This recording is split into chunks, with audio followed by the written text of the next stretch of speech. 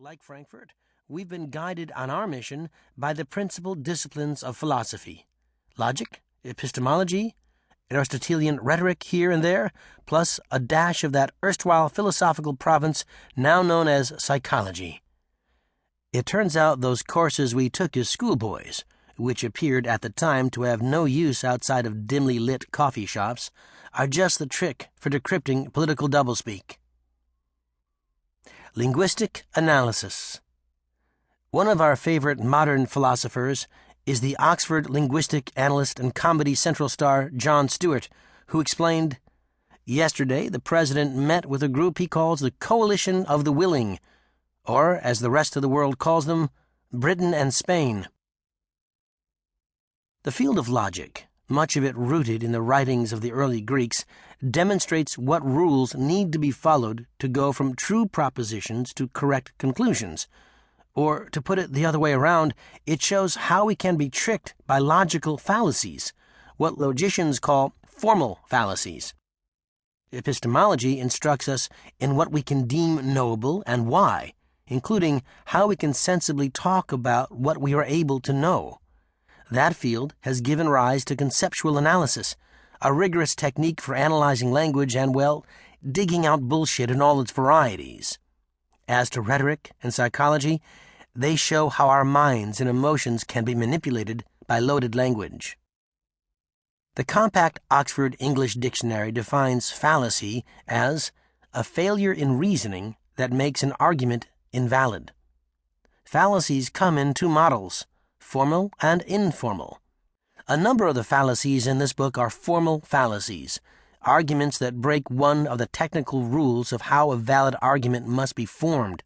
For example, there's the fallacy called denying the antecedent. Here's an illustration of how this one goes. If someone is in Congress, then he or she is a U.S. citizen. President Bush is not in Congress, therefore President Bush is not a U.S. citizen. We won't be using President Bush's demonstrated non-citizenship to call for his impeachment, however, because the argument is obviously not valid, despite the fact that the premises are both true. That's because the form of it is invalid.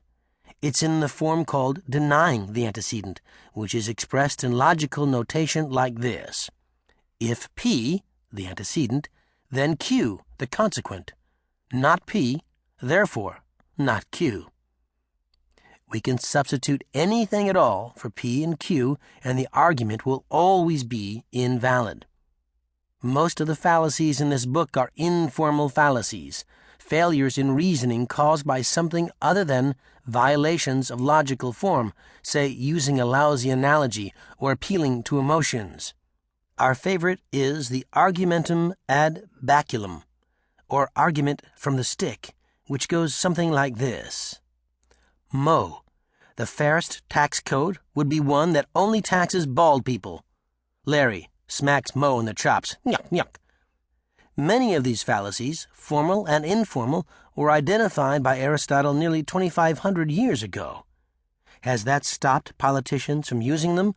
On the contrary, they've treated them as formal and informal strategies. But hold the phone.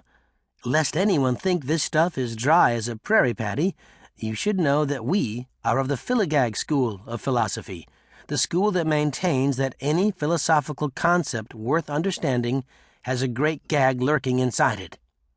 As we shovel our way through the political patty field, we will uncover not only deceptions but, more importantly, jokes that point at them and say, "Gotcha." Armenian radio.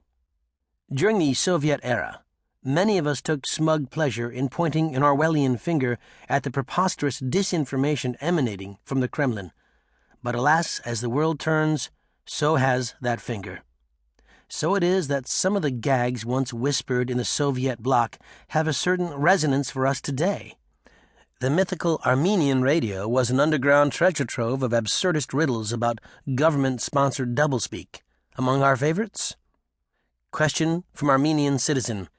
Is it true that last Sunday Akopian won 100,000 rubles in the state lottery? Answer from government spokesman. Yes, it is true. Only it was not last Sunday, but Monday, and it was not